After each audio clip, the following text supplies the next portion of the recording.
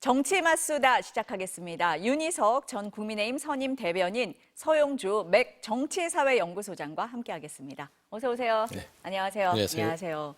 오늘 오전에 한덕수 대통령 권한대행이 국회에서 시정연설을 했습니다. 추경 예산안 처리 협조를 요청한 건데요. 먼저 발언 들어보시겠습니다.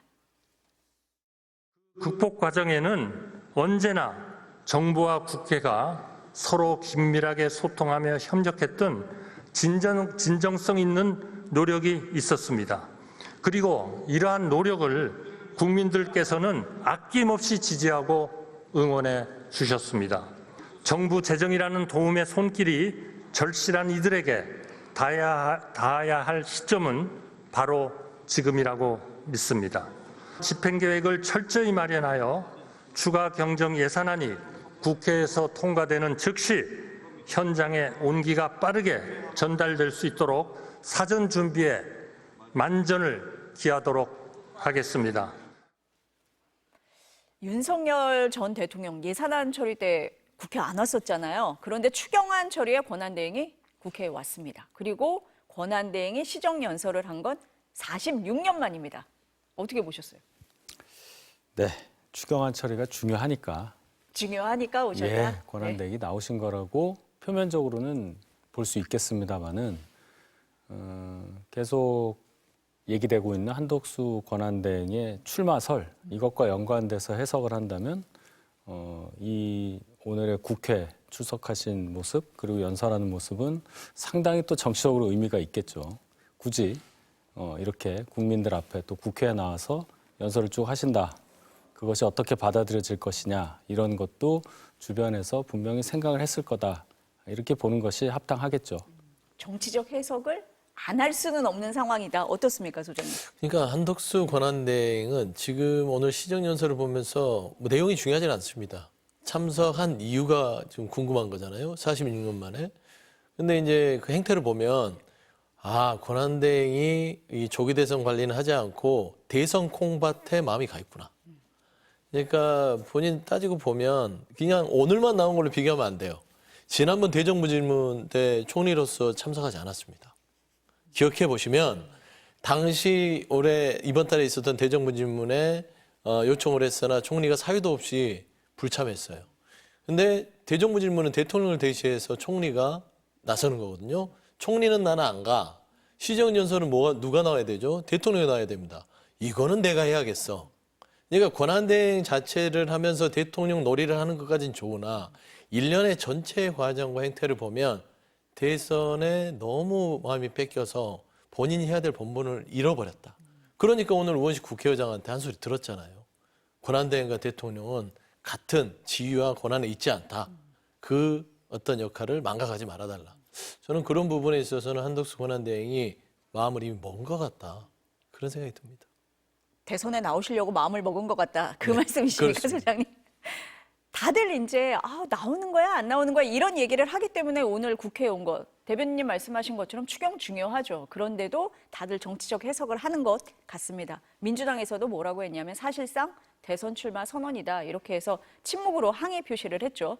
어제는 한미연합사에 갔습니다. 그런데 군번을 외우면서 육군 병장 출신 한덕수라고 자신을 소개를 했습니다. 보수 정권의 역대 대통령이 이제 군 면제가 많았잖아요. 그래서 차별화하려는 거 아니냐 이런 분석까지 나오고 있습니다. 어떻습니까, 대변인님? 예, 언론에서 짚어준 지점은 국민들께서도 좀 궁금하게 여기는 부분이라고 봅니다. 잘 짚어주셨다고 보는데 전에도 이런 적이 있었느냐 한덕수 총리가 그런 적은 없을 거예요. 한덕수 총리의 군번을 굳이 국민들이 알 필요도 없고 그렇죠. 예비역 육군 병장이라는 것도 알 필요가 없는 겁니다. 그런데 지금 이 시점에 이것을 밝힌다는 것은 말씀하신 대로 뭔가를 염두에 두고 움직이고 계신다는 그런 억측 아닌 억측을 불러일으키기에 충분하다고 저는 생각합니다. 언론들이 과하게 해석하는 건 아닌 거죠? 지금 움직임은? 제가 말씀드렸습니다. 네. 국민들께서도 충분히 궁금해하실 만한 부분에 대해서 언론에서 짚어주고 계시다고 저는 말씀드렸습니다. 소장님은 어떻게 보세요? 이건 많이 분석할 필요도 없어요. 분석 많이 안 해도 이거는 국민의 일반적인 상식으로도 네. 아니 권한대행이 군부대를 찾는 거는 나쁘지 않으나 조그마한 포인트 보면 한덕수 권한대행이 군을 복무했을 한 제가 보면은 지금 연세를 생각하면 한 50몇 년 전 아닐까요? 그럼 50몇 년 전에 군의 병장에 군번을 외워서 간 거지 설마 50몇 년 동안 군번을 머릿속에 외웠다고 저는 생각하지 않습니다. 떼어봤겠죠. 병적 뭐 증명서를 떼서 내 군번이 어떻게 되지? 그래 병장 특기는 뭐였구나. 병장 한덕수 가서 얘기하면서 내가 군번을 얘기하고 안보에 관심이 있는 우리 보수들에게 내가 안보를 튼튼히 하고 또 미군을 만났잖아요. 한미동맹에 대한 이런 것도 내가 좀 부각시키고 역대 대통령이 늘 미피자가 좀 있었기 때문에 나는 육군병장 한덕수다. 이런 걸 좀 부각시킬까? 저는 이게 치밀한 전략과 논의 속에서 나온 메시지지 저는 그렇게 나오지 않았다고 봐요. 아무렇지 않게. 그래서 저는 50한 6, 7년 전에 있을 만한 군번을 끄집어내서 메시지로서 지금 회자되는 거. 준비가 끝났다. 앞서 대정부 질문 안 나오고 시정연설은 나오고 그다음에 군번까지 배워서 병장 한덕수로 만드는 거는 전형적인 대권에 대한 이미지 정치를 염두에 둔 것이다. 이건 뭐 굳이 많은 설명이 필요 없어요. 분석 많이 할 필요 없다. 이미 준비는 끝났다. 그렇죠. 국민들께서도 다 알아요. 그러지 않겠습니까? 국민들도 아까 궁금해한다. 대변인 이렇게 말씀을 하셨는데 그러면 도대체 언제 입장을 밝히는 거냐. 다들 궁금하잖아요. 오늘 밤부터 이제 미국하고 관세 협상을 해요. 관세 협상을 하는데 그럼 진행 상황을 보고 좀 성과를 보이면서 대선 출마 선언을 할 거다.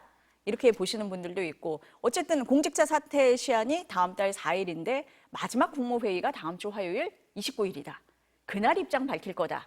이런 얘기도 하고 29일이 국민의힘 2차 경선 결과가 나오니까 그날 보고할 거다. 뭐 이런 얘기도 합니다. 어떻습니까? 네, 여러 가지 이제 얘기가 있죠. 한덕수 총리가 정말로 출마할 의사가 확실하다면 조금이라도 먼저 출마 선언을 하고 준비를 하는 게 맞겠지만 또 갖고 계신 직인지라 좀 타이밍을 봐야 될 입장이겠죠. 말씀하신 대로 오늘부터 있는 진행된다고 보고 그 관세 협상 말이죠. 그 결과가 어떻게 나오느냐, 어느 정도 무난하게, 즉 우리 정부가 요구하는 어느 선 정도는 지켜지겠다. 이런 정도 결과가 나온다면 아마도 한덕수 총리는 출마 결심을 밝히는 데 있어서 장애물이 좀 치워진 느낌을 받을 겁니다. 그게 근데 제대로 안 됐다. 정말 우리에게 불리하게 되고 갑자기 트럼프 대통령이 백악관에서 미국 재무관 건물까지 가서 뭔가 일본에게 했듯이 우리에게 압박을 주는 그림까지 그려지고 한다면야 좀 더 어려울 수도 있겠죠. 그런데 어쨌든 그건 그거고 4월 29일이 됐든 뭐 5월 4일 이전이 됐든 어느 순간에는 아마 입장 발표를 하실 겁니다. 그게 얼마 차이 안 나요, 사실은.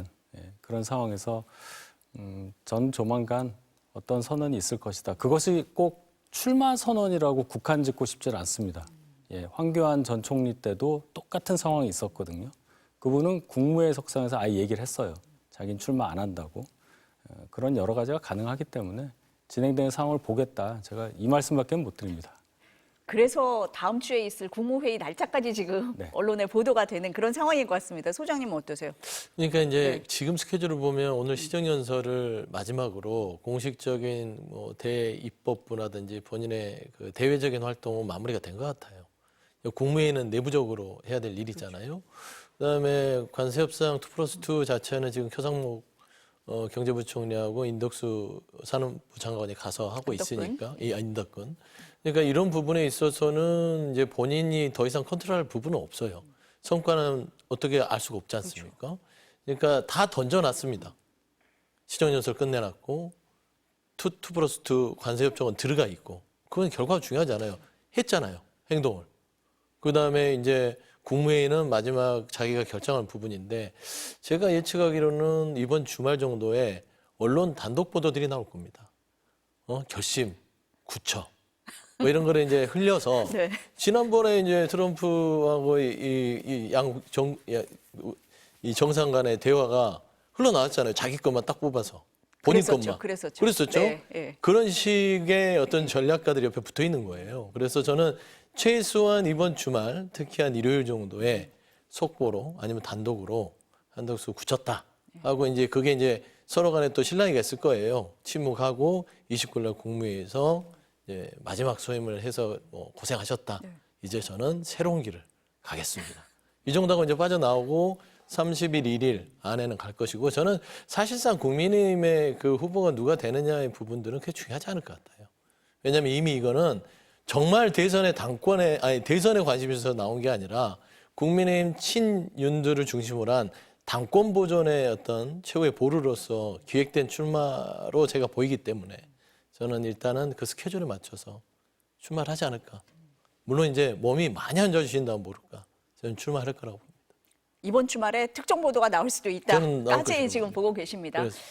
근데 사실 국민의힘에서 지금 한창 경선을 치르고 있잖아요. 그런데 뭐 언론에서 한덕수 권한대행에게 집중을 한다든지 사실 달갑지는 않을 것 같습니다. 그런 분위기가 있는데 김문수 후보 같은 경우는 처음부터 뭐 한덕수 대행이 출마를 한다면 나는 열려 있다라는 얘기를 해왔던 후보이고 다른 후보들은 좀 달랐어요. 그런데 어젯밤에 홍준표 후보가 SNS에 약간 가능성을 열었습니다. 그런데 한동훈 후보도 오늘 약간 비슷하게 들리는데 아닙니까? 일단 지금 한덕수 총리 출마 여부는 둘째치고 한덕수 총리랑 단일화 가능성을 열어놓고 뭔가 의사표시를 하시는 분 그리고 언론의 질문이 이렇게 쏟아지는 것은 말씀하신 대로 홍준표 후보가 어제 다른 방송에서까지도 한덕수 총리에 대한 비판을 하다가 밤에 갑자기 나는 열려 있다. 단일화할 수 있다. 이렇게 입장을 바꾸시니까 갑자기 이 부분에 대해서 궁금증이 많아진 거예요. 그러니까 오늘 아침부터 여러 언론에서도 저희 쪽의 입장은 뭐냐. 왜냐하면 한동훈 후보는 한덕수 총리의 출마 여부에 대한 질문에 지금까지 목적어를 한덕수 총리를 두고 한 얘기가 없어요. 한덕수 총리에 대해서 한 얘기는 이분이 지금 관세 협상 한가운데 있는 상황에서 이 중요한 일을 하시는 분을 흔들어서 해야 되겠느냐 정도까지만 얘기했지 출마 이후에 뭘 어떻게 하겠다는 얘기는 안 했었단 말이죠. 그래서 오늘 입장이 나온 것은 물어보시니까 대답을 하는 건데 우리는 경선에 집중하고 있다. 경선을 통해서 당의 후보가 되는 데 집중하고 있고 그 이후에 이재명 후보를 이기기 위한 모든 방법을 다 동원할 것이고 거기에 뜻을 같이 하는 분이라면 다 같이 할 수 있다. 이런 정도의 메시지를 낸 겁니다. 이것을 한덕수 총리와 이제 단일화를 할 것이다. 이렇게 이제 해석을 하시는데 그것은 좀 너무 나간 얘기라고 봐요. 일단 한덕수 총리의 출마 여부를 우리가 모르기 때문에 나간다고 하시지도 않은 분을 대상으로 해서 단일화를 하겠다고 먼저 얘기하는 것은 정치적으로 맞지가 않죠. 그런데 다른 분들이 그렇게 얘기하는 것은 정치적으로 저희 당 경선에 한덕수 후보가 없잖아요. 없는데 한덕수 총리를 지지하는 저희 당 지지자분들의 일부 이분들의 표를 받기 위해서 하는 말이라고밖에 저는 보지 않아요. 지금 당 경선이 그렇게 가면 되겠느냐. 저희는 미래를 보고 이재명 대표를 이기기 위한 것에 골몰을 해야지 그냥 경선 승리 표만 보고서 밖에 있는 분을 좋아할 분들을 위해서 거기에 맞는 얘기를 하는 것이 맞느냐. 거기에 대한 문제의식이 있기 때문에 저희가 여기까지만 언급하는 것입니다. 그러니까 한동훈 후보가 SNS에 올린 걸 보면 지금 대변인님 말씀이 맞아요. 그러니까 후보가 된 이후에 뭐 연대는 할 수 있다 이렇게 하는데 거기에 한덕수 대행 이름은 없어요. 그런데 그 다음 문장에 보면은 한덕수 권한대행은 나와 생각이 같다라는 표현이 있어서 한 권한대행을 염두에 두고 올린 거 아니냐 이런 해석이 그래서 나온 거거든요. 염두에 둔 거죠. 그런데 우리가 단일화라는 단어를 쓴다거나 더 그와 유사한 구체적인 단어를 쓸 수가 없는 것이 한덕수 총리가 아무 말도 안 하고 있잖아요. 나올지 말지도 네, 모르는 상황에서. 이분은 그냥 공무원이에요. 공무원직을 면하지 않았기 때문에 출마할 수 없는 겁니다. 이분의 행보를 우리가 보면서 얘기를 해야지 아직 아무것도 본인 스스로 말씀을 안 했는데 출마를 기정사실화해서 한덕수 총리와 단일화를 하겠다 이런 말을 할 수가 없는 거죠. 그럼 일단 한동훈 후보는 어느 정도 뭐 선을 그은 상태고 아직까지는 출마 선언을 하면 그 이후에 뭐 논의해 볼 수 있는 그런 상황이라는 거고 홍준표 후보 같은 경우는 단일화 협상이 열려 있다 이렇게 지금 했다 좀 차이가 있다 이렇게 이해하면 그렇죠. 됩니까? 홍준표 후보는 조금 더 앞에 나가서 말씀을 하시는 거죠. 왜 그런지는 저는 모르겠습니다만은 저희는 있는 현상에 대응해서 얘기를 하는 거지 네. 앞서가는 추측까지 할 만한 그런 여유가 없습니다. 저희는 경선에 집중하는 그런 캠프입니다. 어떻게 보세요? 이 사안을 지금? 그러니까 뭐 이제 네. 그 한동훈 후보 입장은 같은 듯 다르고 다른 듯 같은 다른 후보들이랑 네. 그런 입장일 수밖에 없겠죠.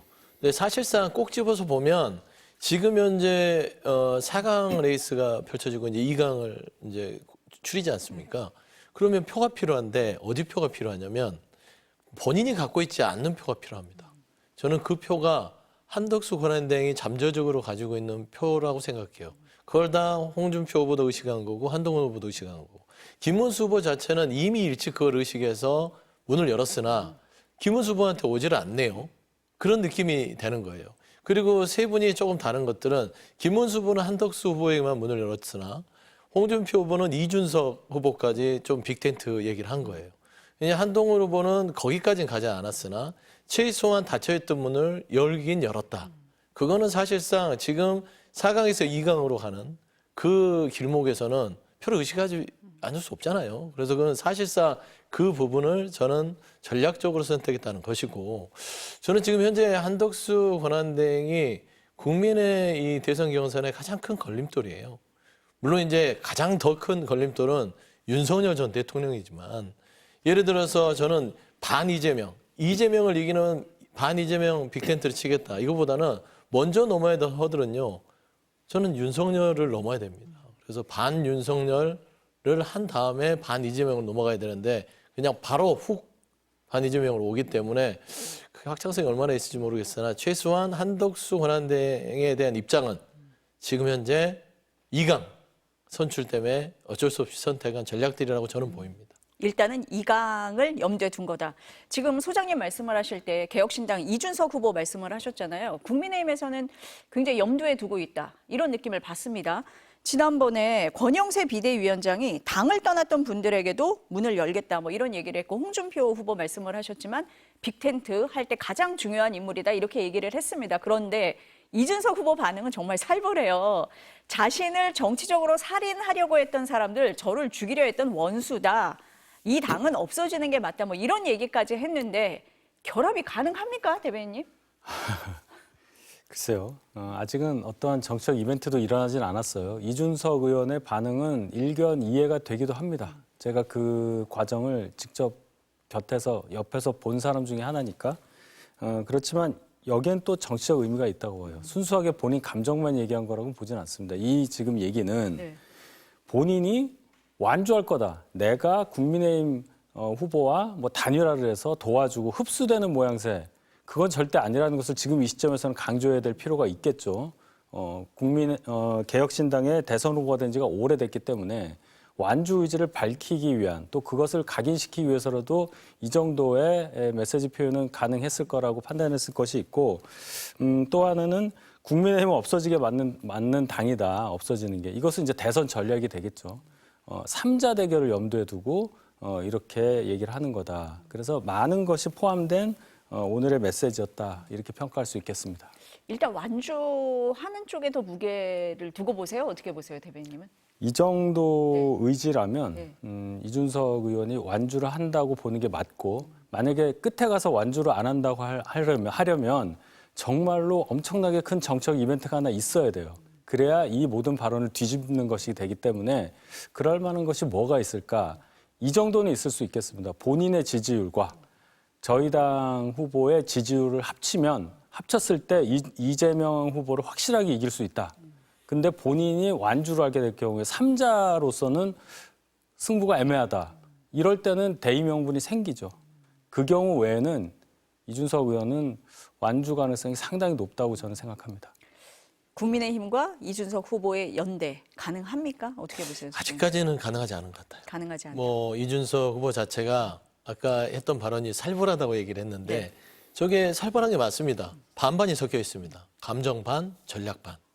그러니까 본인도 지난 국민의힘에서 당대표를 하다가 정말 토사구팽도 이런 토사구팽이 없다고 했을 것이고 정치로도 정말 그 연루된 혐의 자체가 뭐 성상납 이런 부분들이기 때문에 정치적 살인하려고 했던 게 맞아요. 그런 부분들에 있어서 굉장히 괘씸하고 다시는 보고 싶지 않겠죠. 하지만 이제 후보가 됐으니까 본인의 몸값을 올리기 위해서는 지금 연대 얘기하면 안 되죠. 절대 없다. 그러면서 본인의 영역을 더 공고히 하는 것들이 몸값을 올릴 수 있는 방법이기 때문에 저는 저 발언을 할 수밖에 없다고 봅니다. 다만 지금 권영세 비대위원장의 이 발언이 눈에 띄는 것들은 다 열었다. 그러면서 반이재명 영대에 대한 빅텐트를 지도부가 열었단 말이에요.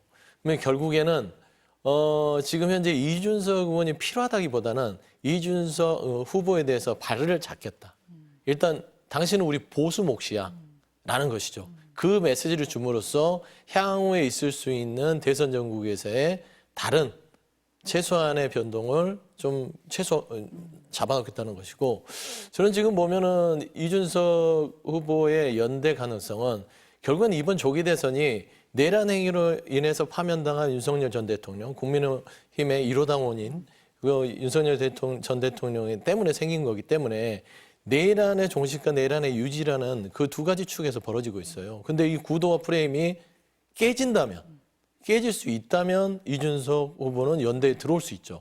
근데 구도가 쉽게 깨질까는 모르겠습니다. 그래서 저는 그런 의미에서 이준석 후보는 연대는 할 기회가 없지 않을까.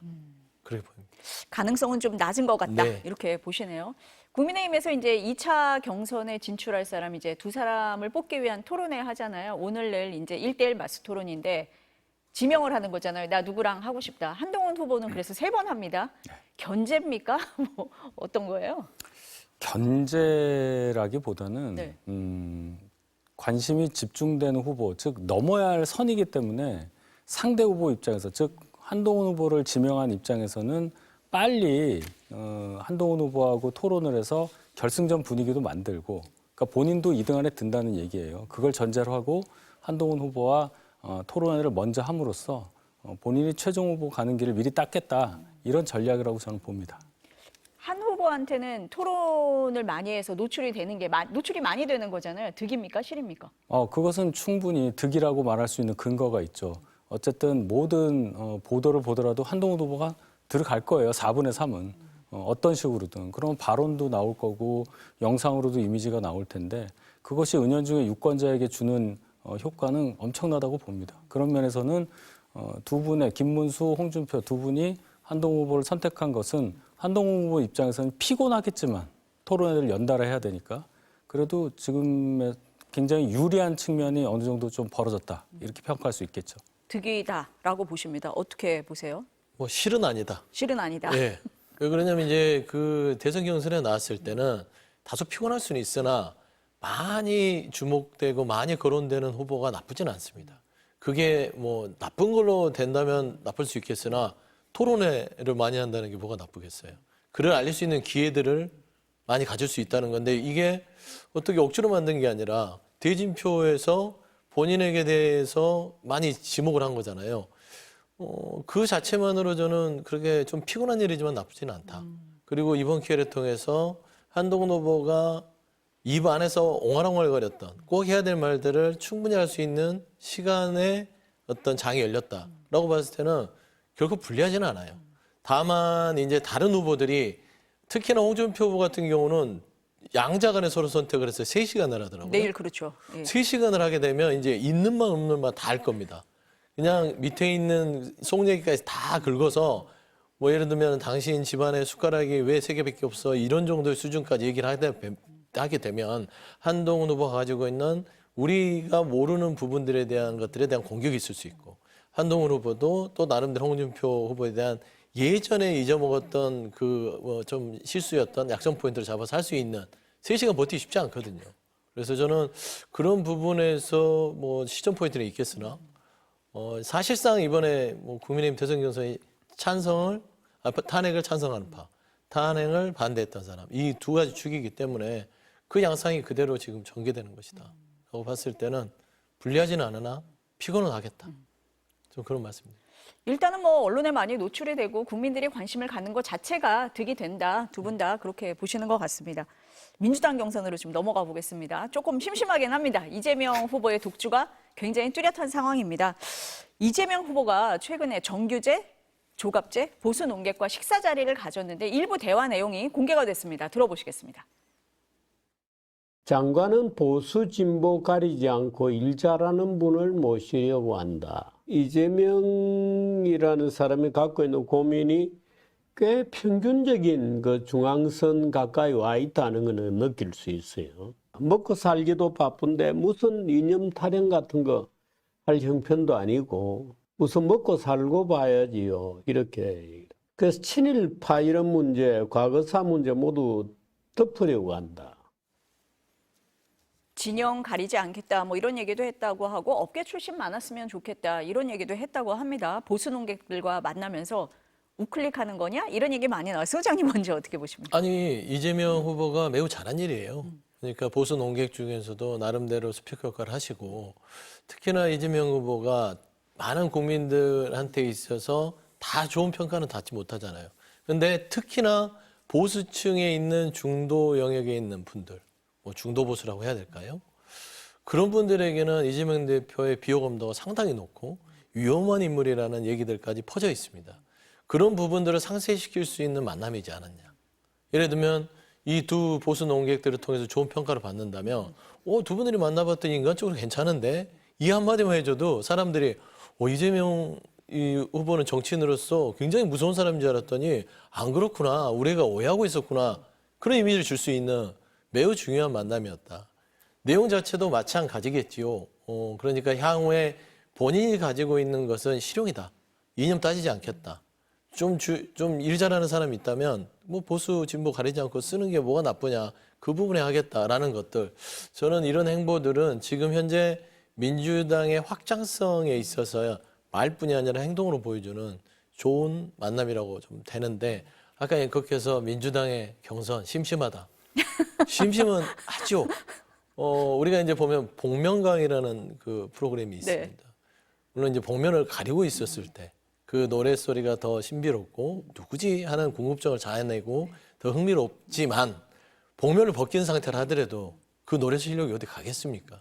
그래서 민주당 그 경선 내용을 보시면 민주당의 실력이 담겨 있기 때문에 저는 이 민주당의 당내 경선에 있어서의 다양한 국가 비전과 정책들을 지켜보는 거 그것도 또 흥행 포인트일 수 있으니 많은 관심을 갖는 게 좋지 않겠냐. 좀 그런 말씀 드리고 싶습니다. 들여다보면 재밌다. 그렇습니다. 네. 어떻게 보고 계세요, 대변인? 민주당 경선은 네. 복면 벗겨도 별로 그렇게 궁금하지 알고 있어요? 않은. 예, 그렇죠. 벗으면 누가 나올지 다 쓰나 알아요. 안 쓰나 네. 똑같은 경선이어서 죄송하지만 굉장히 심심해서 채널이 막 돌아갈 것 같다. 다른 데로 미안합니다. 그리고 이제 정규제, 조갑제 두 분 만난 거 있잖아요. 그 이재명 대표 주변에 누가 권유했는지 모르지만 굉장히 잘한 겁니다. 선거에 있어서도 어떤 특정 후보를 반대하던 사람이 투표를 안 하면 제로가 되는 거지만 그 사람을 지지하게 되면 두 표 효과가 있는 거예요. 지금 그거를 한 겁니다.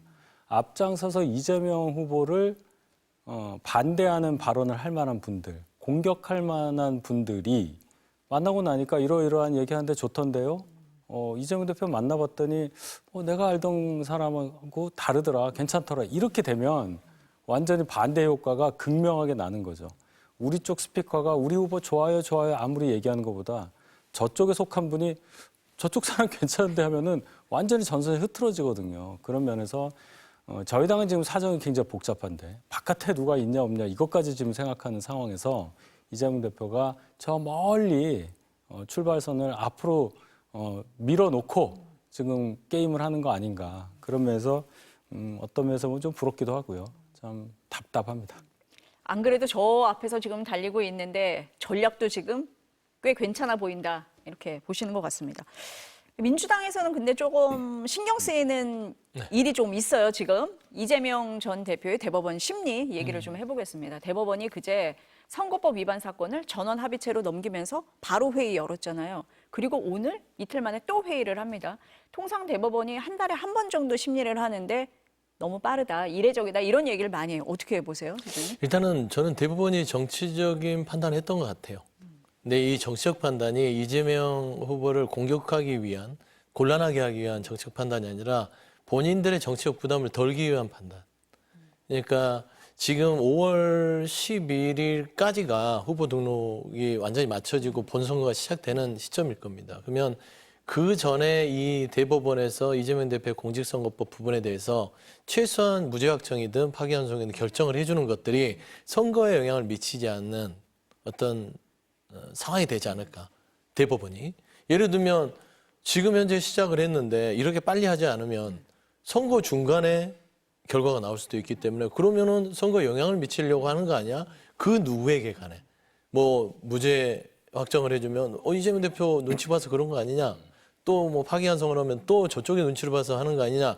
이런 부분에 있어서 대법원의 입장이 곤란해질 수 있으니 최소한 5월 초 선거가 공식적으로 시작되기 전에 털어내자라는 의미에서 저는 속도를 내고 있다고 봅니다.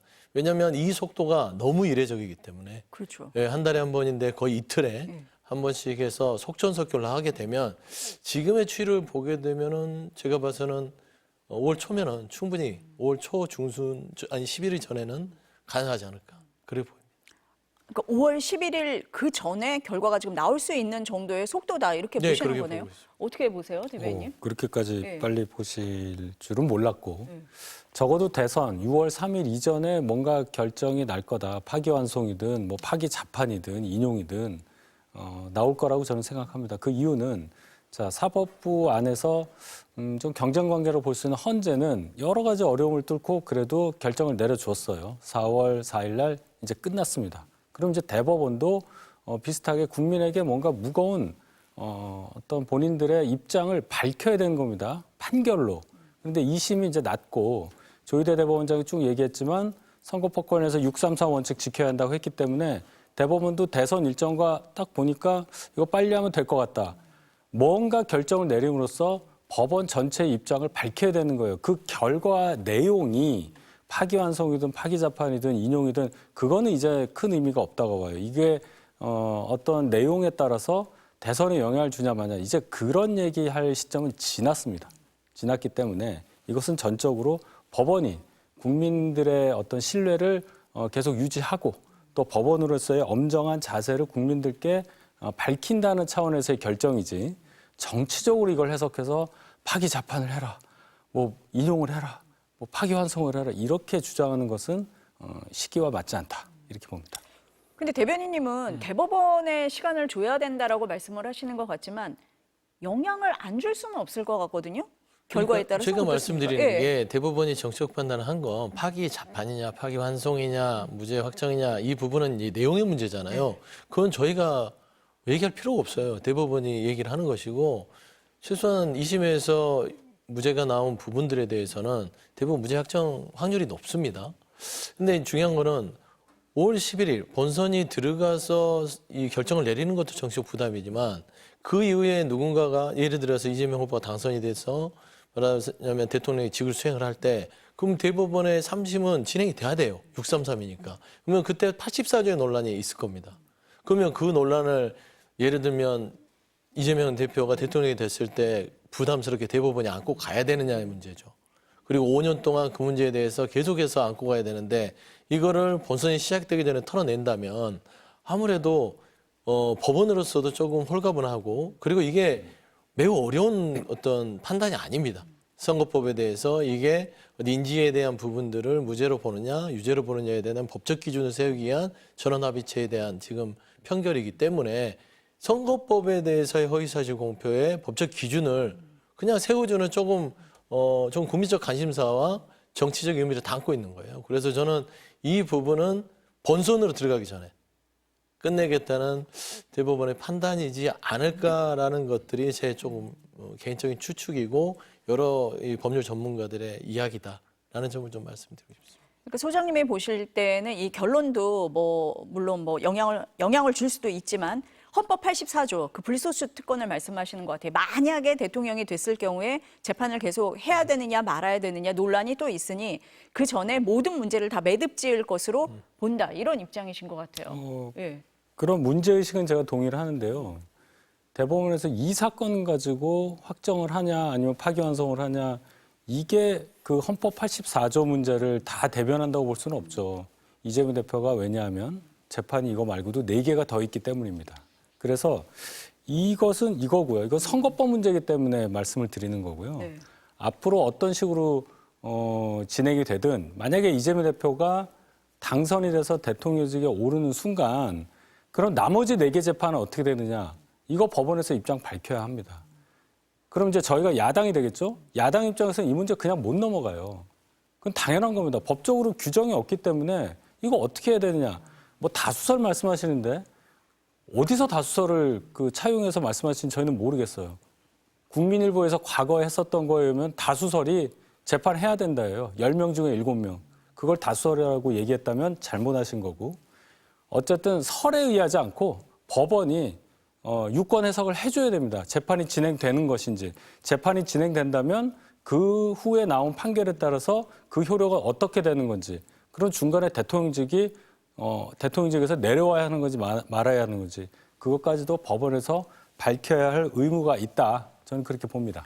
근데 만에 하나 네. 이 그 재판 헌법 84조의 네. 논쟁을 지금 계속 할 거란 말이에요.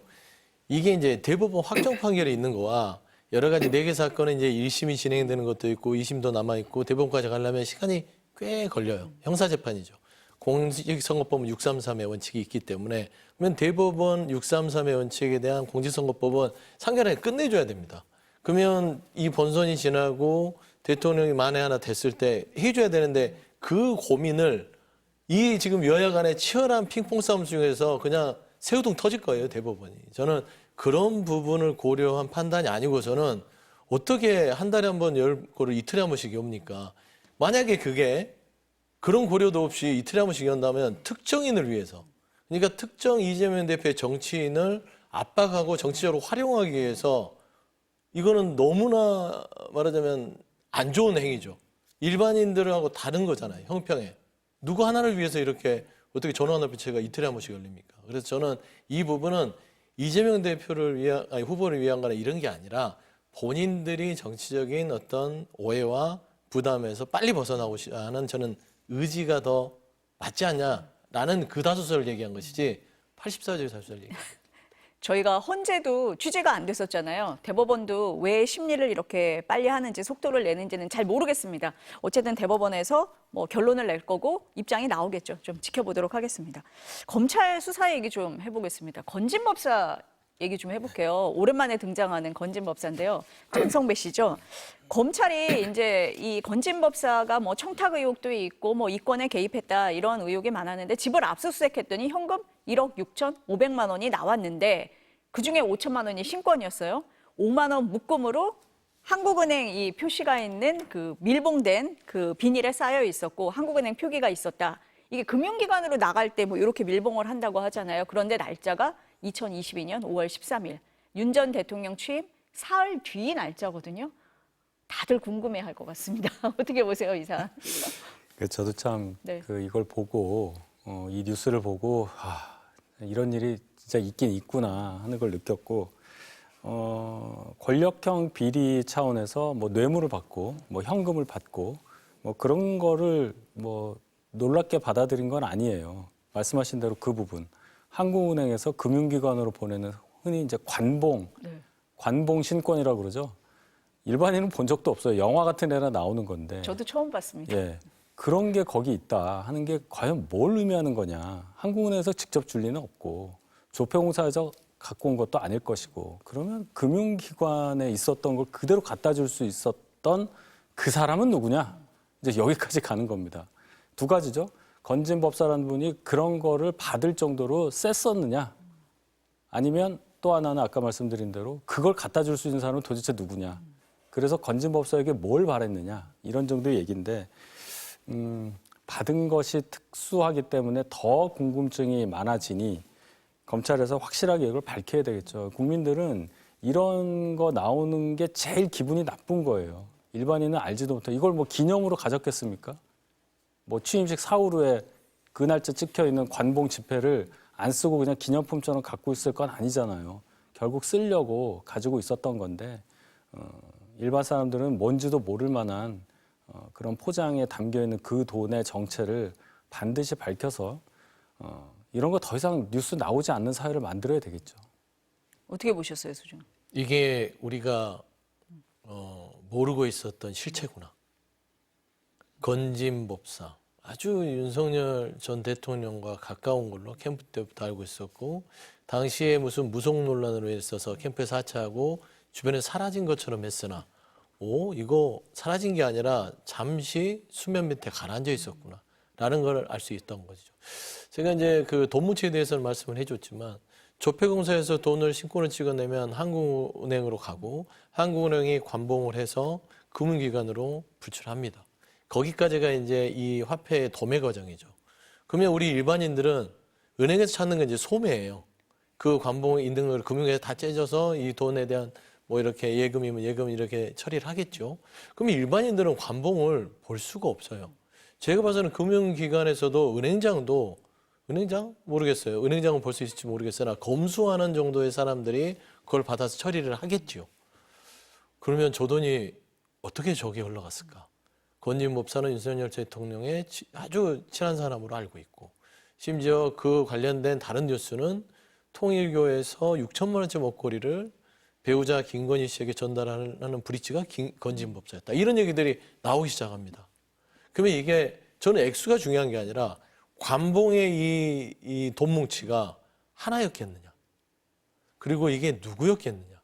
저는 금융기관으로 유통되는 이 관봉의 돈 뭉치는 금융기관에서 갖다 줄 가능성은 낮다고 봐요. 그건 뭘까? 예전에 이명박 정부 시절에 있었던 그 말하자면 내부 고발을 했었던 장진수 그 총리실 그 비서관이 그때 임화금용으로 5천만 원을 관봉을 받았다는 거 아닙니까? 그게 특활비입니다. 그러면 그 연관성을 봤을 때 대한민국에서 금융기관 빼고 관봉권을 손댈 수 있는 데는 어딜까요? 기관일 가능성이 높다. 그러면은 권진 법사가 두 가지죠.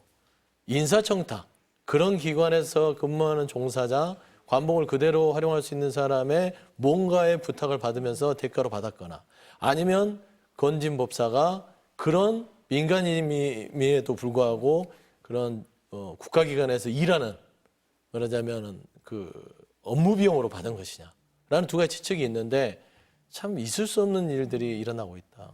이거는 정말 철저하게 수사를 해서 이 관봉, 일반인들은 구경도 못하는 것들이 어떻게, 그것도 권진 법사라는 분의 손에서 집에서 발견될 수 있는지 좀 경악스러운 한 대목이다. 그렇게 봅니다.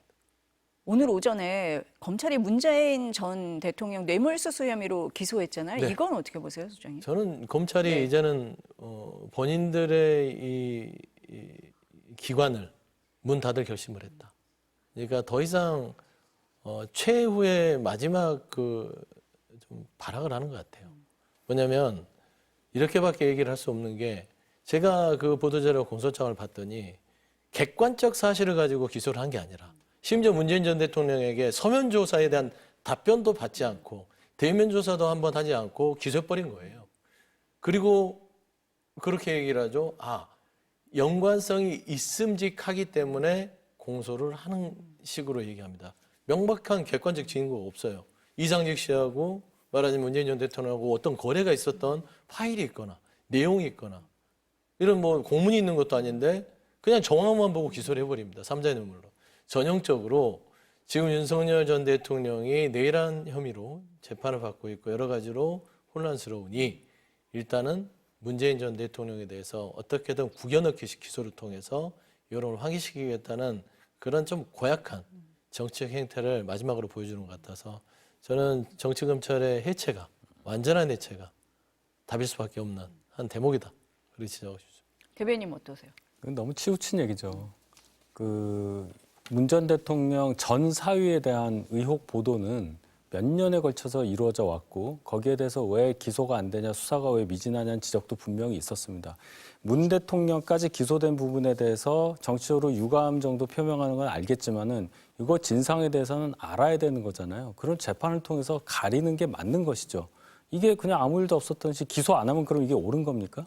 그렇게는 생각 안 하실 겁니다. 분명히 이상한 부분이 있지 않습니까? 전혀 그 항공업계에 있지도 않은 사람이 동남아에 가서 취업을 했다. 그런데 알고 봤더니 문 대통령의 사위였고, 그것을 하게 해준 사람은 문 대통령부터 뭔가 정치적으로 혜택을 받아서 국회의원도 되고, 뭐 중소기업진흥공단 이사장도 되고, 뭐 그런 거 아니에요? 그런 거 밝혀야 되죠. 밝히라고 있는 조직인데 그것이 우리 쪽에 정치적으로 불리하다고 해서 정치검찰이다, 해체해야 한다. 그건 너무 단순한 논리예요. 그렇게 따지면 검찰이라는 조직은 있을 수가 없는 겁니다. 그래서 비난할 수 있는 건 하겠지만 이것 때문에 검찰을 해체하라는 주장까지는 너무 나간 것이 아닐까 이렇게 봅니다. 제가 한 가지만 네. 덧붙이면, 오늘 또 쌍방울 대북송금 사건 관련해서 재판부와 검찰 이야기가 있었어요. 기사를 보니까 이 새로운 재판부가 검찰을 꾸짖습니다. 공소장을 이런 식으로 쓰면 되냐? 당신들의 평가를 쓰는 게 공소장이 아니라 객관적 증거 자료를 붙여서 공소장을 써야지 이런 식으로 증거도 없이 이랬으니까 이럴 겁니다라는 공소장 쓰지 마세요로 재판부가 검찰에 꾸짖습니다. 이게 윤석열 검찰의 수준입니다. 정치 기소권이 있으니까 해버리는 거예요. 객관적 증거 없어도. 그게 재판부가 지금 지적하고 있는 거랑 지금 오늘 문재인 전 대통령에 대해서 사회의 어떤 취업을 통한 월급과 이런 제공 자체가 문재인 전 대통령에게 혜택을 줬다는 3자 뇌물 기소는 객관적 증거 하나도 없이 그럴 것이라는 본인들의 평가를 공소장에 그대로 옮겨놓은 재판부가 지적할 만한 내용이기 때문에 저는 검찰이 윤석열 정부의 검찰이었기 때문에 해체가 될 수밖에 없다고 지적하는 것이지 그전의 검찰 행태에 있어서는 저는 어느 정도 개선이 되다가 윤석열 정부를 만나서 정말 이 지경까지 이르느냐 저는 그렇게 비판을 할 수밖에 없습니다. 오늘 두 분 말씀 여기까지 들어야 될 것 같습니다. 감사합니다.